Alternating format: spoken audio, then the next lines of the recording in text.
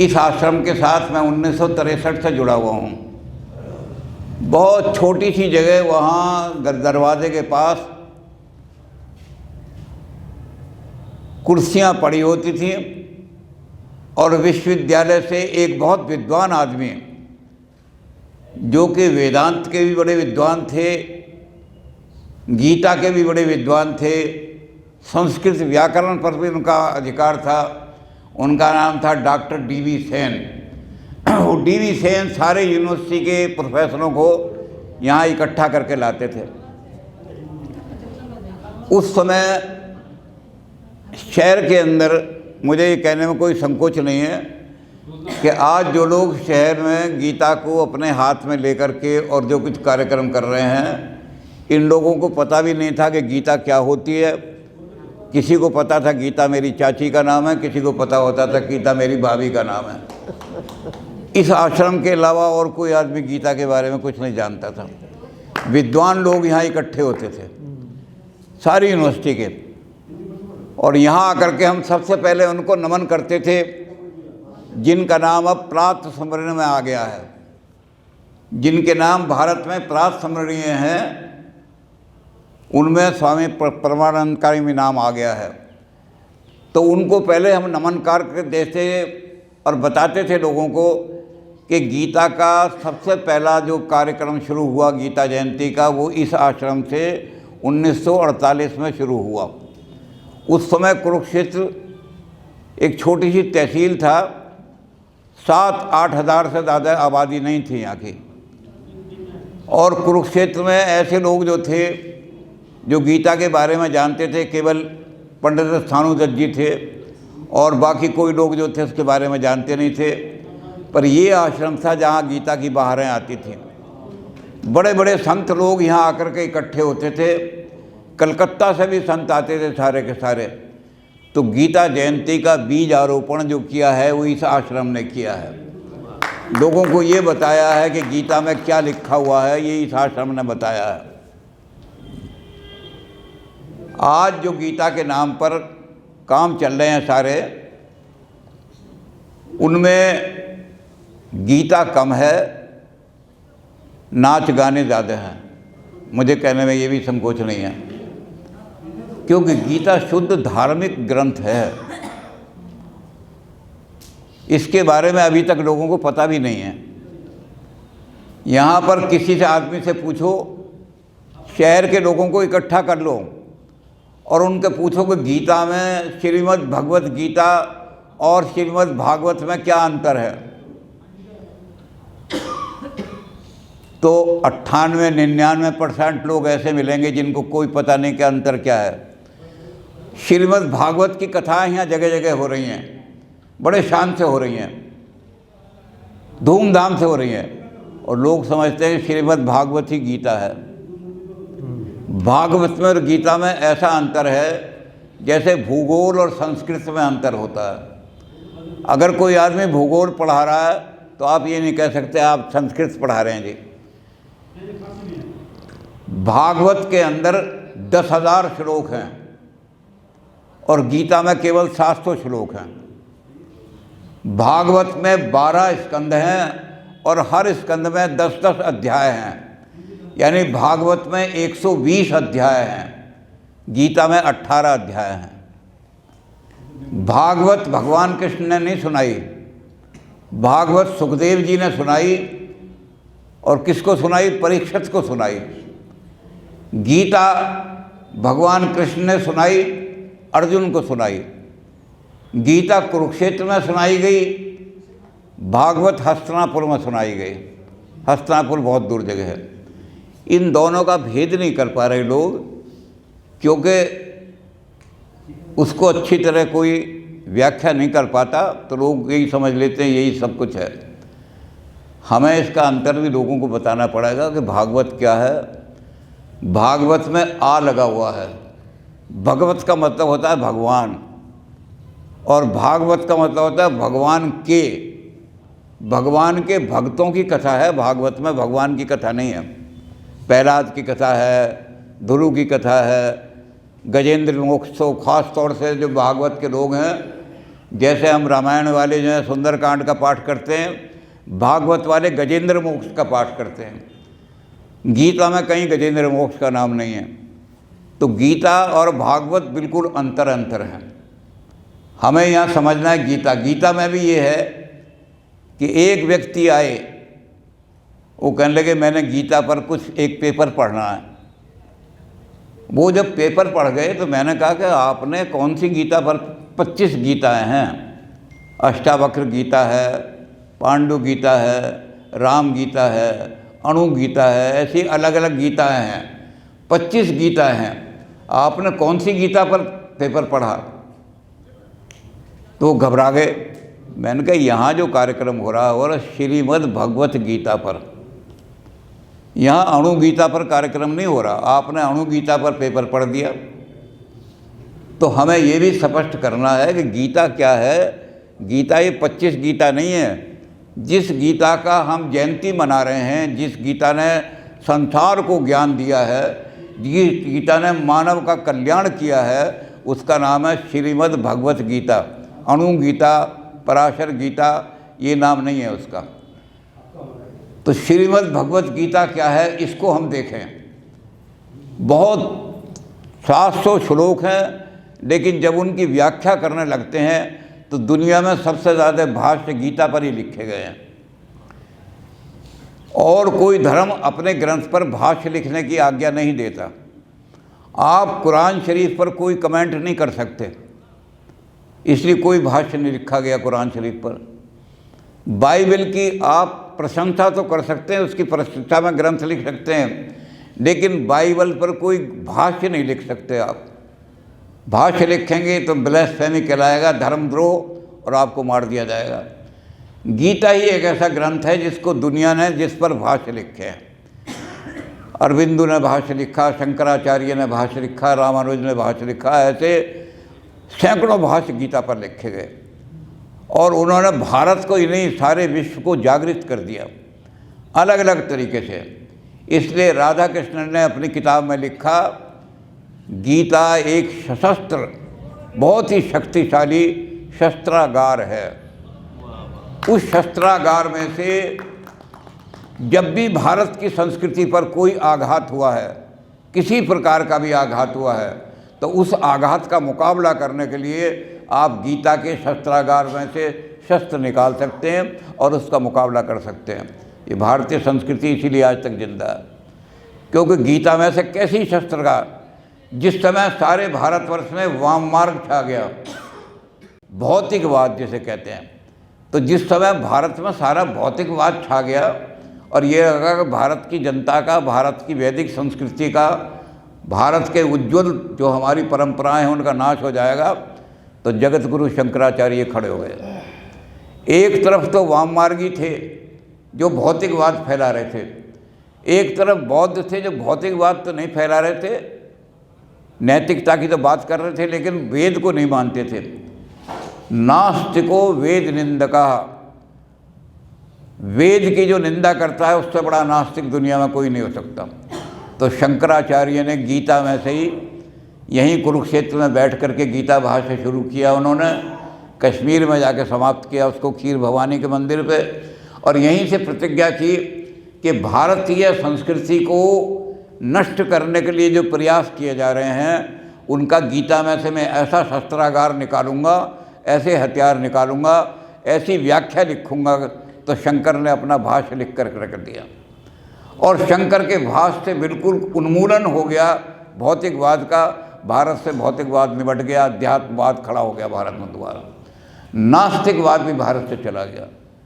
लेकिन शंकराचार्य के इतने बड़े काम के बाद काम क्या हुआ?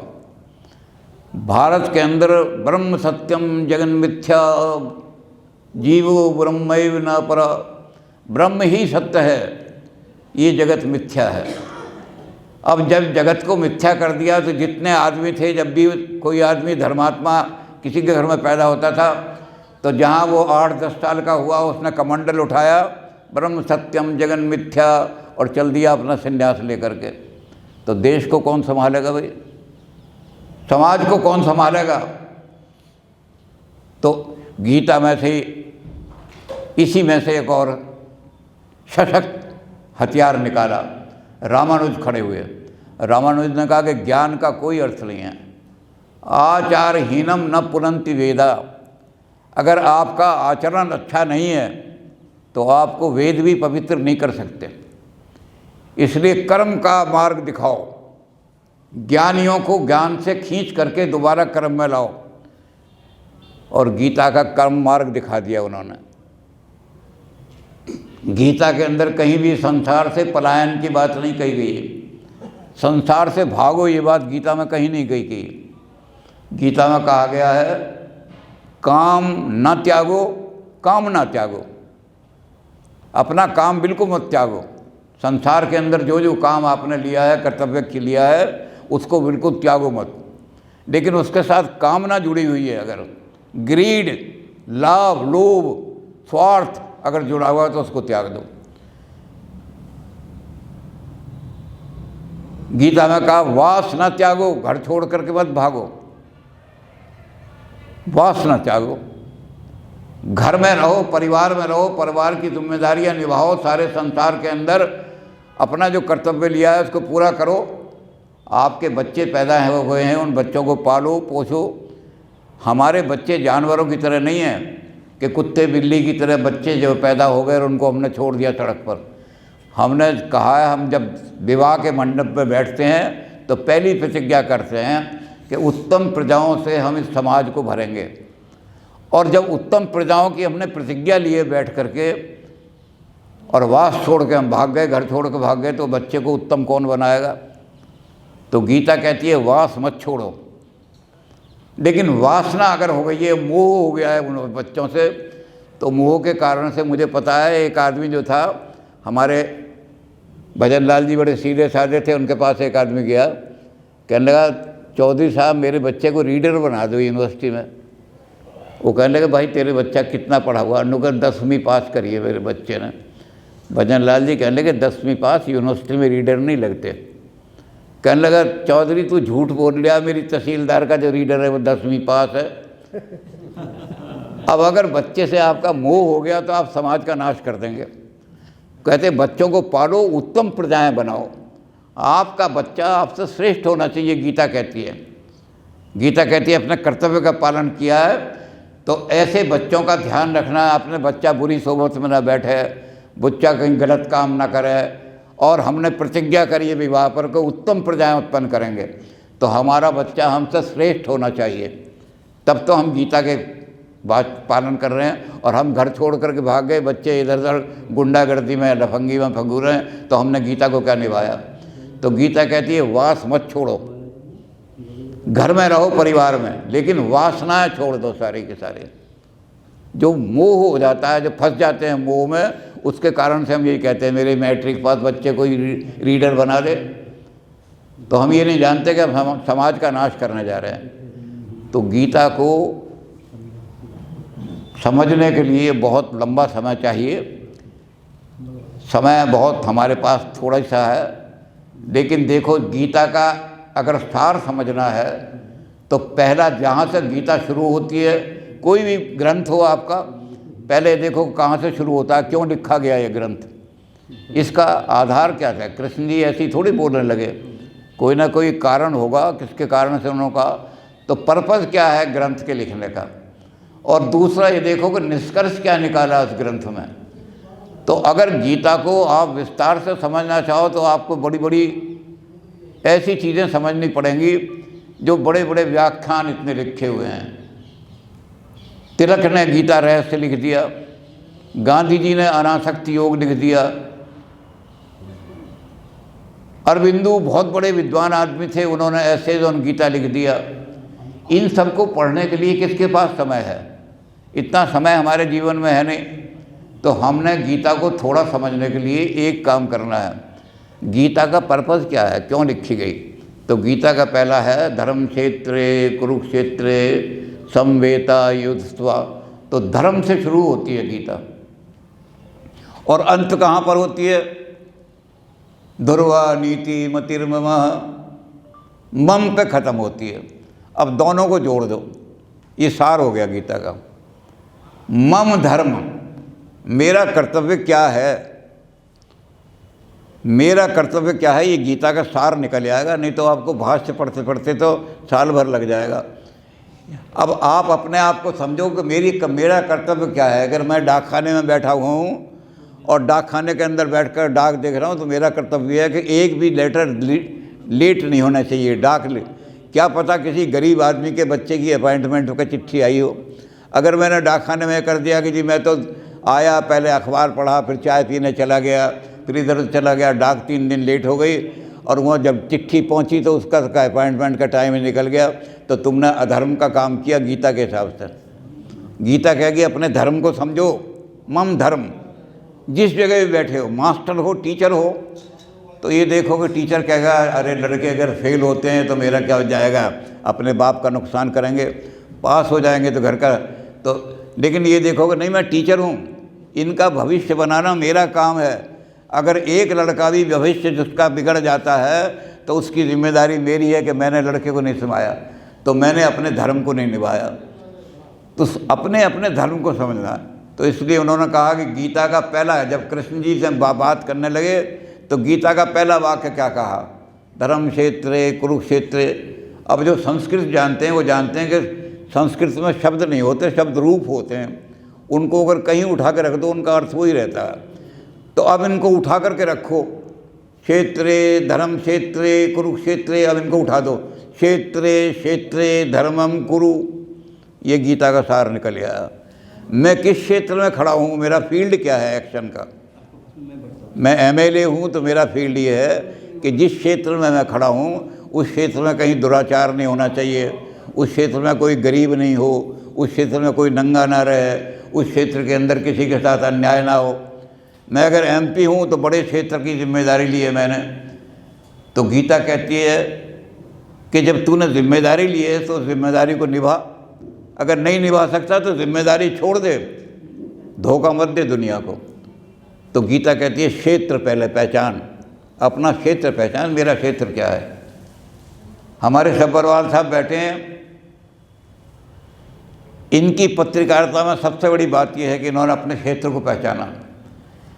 कहीं भी इन्होंने पत्रकारिता के अंदर, ऐसे नन्ना जी थे, नन्ना जी के पत्रकारिता का जीवन जो उसमें देखोगे, कहीं नन्ना जी ने किसी को पत्रकारिता के द्वारा ब्लैकमेलिंग नहीं की, कहीं येलो जर्नलिज्म यानी सेक्स की किताबें लिख रहे हैं, सेक्स की कहानियाँ लिख रहे हैं। एक पत्रकार का जो क्षेत्र है उसको समझा के, पत्रकार क्या है, ओपिनियन बनाने वाला, राय बनाने वाला है। और जब राय बनाता है आदमी तो सही बात कहनी चाहिए, उसमें गलत बात नहीं। अगर अपने खिलाफ भी है, अगर कोई अब मेरे खिलाफ भी बोल रहा है तो मैं जनता में उसकी बात को या तो अखबार में दूंगा नहीं, और दूंगा तो बिल्कुल सही दूंगा, तोड़ मड़ोड़ कर नहीं दूंगा। तो अपने अपने क्षेत्र को पहचानो। गीता कहती है क्षेत्रे क्षेत्रे धर्मम कुरु। हम अपने क्षेत्र को ही नहीं पहचानते। अब मैं इसमें ज़्यादा समय न लेता हुआ एक बात बताता हूँ। पाश्चात्य लोगों ने जब गीता को पढ़ा, जर्मन के लोगों ने जब गीता को पढ़ा, तो एक बहुत बड़ा प्रोफेसर था, उसका नाम था कांट। वो यूनिवर्सिटी में पढ़ाता था। तो एक दिन बहुत बर्फ़ गिर रही थी, बहुत ज़्यादा बर्फ़ गिर रही थी। उन्होंने अपने नौकर को कहा कि चलो वो छाता निकालो जिससे बर्फ़ को रोकते हैं और वहाँ जाना। नौकर ने कहा सर आज बर्फ़ बहुत गिर रही है, आज कोई लड़का नहीं आएगा।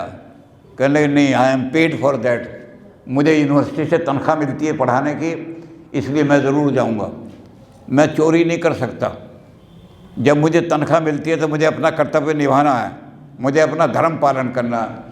अब नौकर बेचारा जो था छाता लेके चल दिया उनके पीछे पीछे। वो पहुंच गए यूनिवर्सिटी के अंदर। 1 घंटा क्लास में बैठे रहे, एक भी लड़का नहीं आया। जब चलने लगे तो नौकर ने कहा सर मैं तो आपका कह रहा था कि आप, कहने लगे अपने नौकर से, कहने लगे लैम्पी, अगर उन्होंने अपना धर्म पूरा नहीं किया कि छात्र को क्लास में आना चाहिए, तो इसको बहाना बना करके मैं ये नहीं कह सकता जी उन्होंने तो अपना धर्म पूरा नहीं किया, मैं क्यों अपना काम करूं। अजी ये तो काम अपना पूरा कर नहीं रहे, मास्टर तो अपना काम पूरा नहीं कर रहे।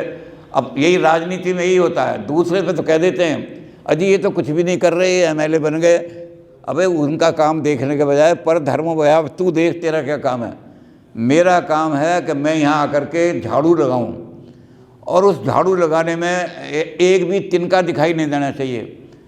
तो हम कहेंगे तूने अपना धर्म निभाया, तूने गीता को सच्चा समझाया। और जो आदमी बहुत ऊंचे पद पर चढ़ गया, उसने काम नहीं किया, वो गीता को नहीं समझा। तो कांट ने गीता को समझा। मैं ये बहाना बना करके कि ये लोग तो अपना धर्म पूरा नहीं कर रहे, मैं क्या अपना करूं, ऐसा नहीं कर सकते। गीता ने कहा स्वधर्मे निधनम श्रेया पर धर्मो भयावहा।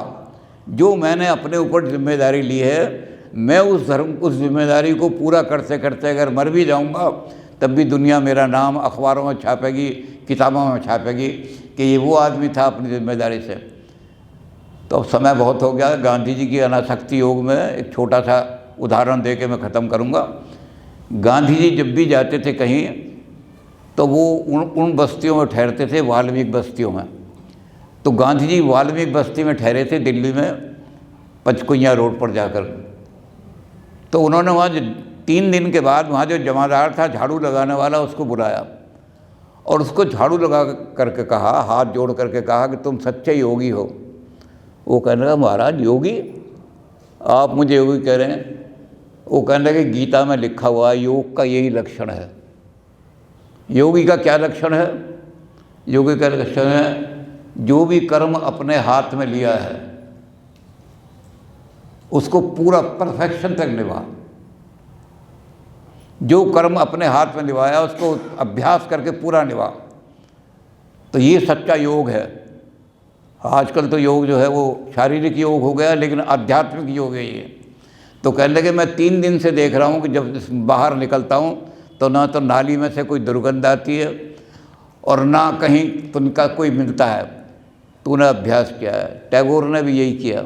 अपने स्कूल में एक मास्टर था, उससे पूछा, लड़कों को पढ़ा रहा था, तो उन्होंने टैगोर ने उसको बुलाया, कहते तुम हमारे स्कूल में। उनके पिताजी ने एक स्कूल शुरू में बनाया था, तो टैगोर उसको देखने गए, पुराने स्कूल को अपने को, जब यूनिवर्सिटी बनाई थी। तो वहाँ के एक मास्टर को बुलाया, उसने कहा जी मैं 8 साल से आपके स्कूल में पढ़ा रहा हूँ। कहते तुम बच्चों को 8 साल से गलत पढ़ा रहे हो?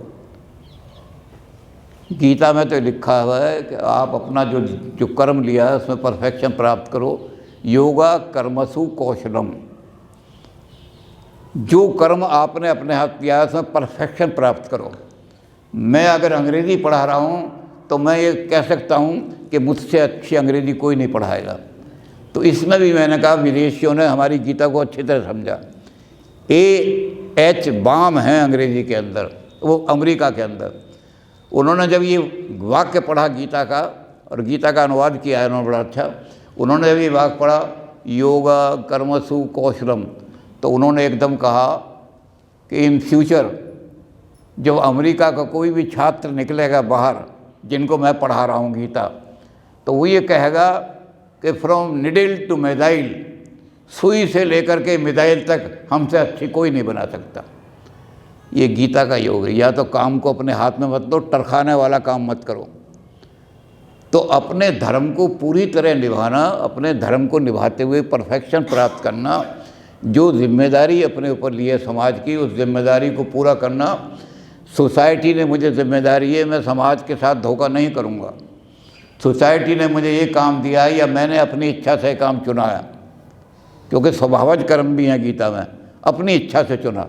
मैंने अपनी इच्छा से चुना है, मुझे कोई ज़बरदस्ती नहीं दे के गया, क्योंकि कर्मण्येवाधिकार अस्ते, कर्म चुनने का अधिकार तेरा है। तो तूने अपनी इच्छा से कर्म चुना है। अब तूने अपनी इच्छा से चुना है तो इसके अंदर कोताही मत कर। तो इसलिए गीता का सार निकाल करके, जहाँ राज्यसभा का वो बैठता, अध्यक्ष, राज्यसभा का अध्यक्ष वाइस प्रेसिडेंट होता है, उसकी कुर्सी के पीछे सुनहरे शब्दों में लिखवा दिया है। क्या लिखवा दिया है? स्वे स्वे कर्मण्य अविरता संसिद्धिम लभते नरा। जब भी कभी आपको राज्यसभा में जाने का मौका मिले तो राज्यसभा में भारत के मनीषियों ने गीता का निचोड़ निकाल के लिखवा दिया है, स्वे स्वे कर्मण्य अविरता संसिद्धिम लभते नरा। जो जो कर्म तूने अपने हाथ में लिया है या समाज ने तुझे दिया है, उसको डिवोटेडली कर, बोझ समझ के मत कर। उसको डिवोटेडली ये समझ ले कि यही भगवान की पूजा है। मैंने अगर घर की जिम्मेदारी ली है अपनी पत्नी से कि सब्ज़ी मैं लाऊंगा, तो बोझ समझ के मतला के टरखाने के लिए ले आया, बल्कि देख कि अगर भिंडी में कोई भी कीड़ा हुआ तो बच्चे बीमार पड़ जाएंगे। तो ये सोच के मुझे जो कर्म दिया ये भगवान की पूजा है। अगर भगवान की पूजा में जरा सी भी कोताही कर दी तो मैं सबसे बड़ा पाप करूँगा। तो वहाँ लिख दिया है स्वे स्वे कर्मण्य, अभिरता का शब्द कर दिया है, डिवोटेडली।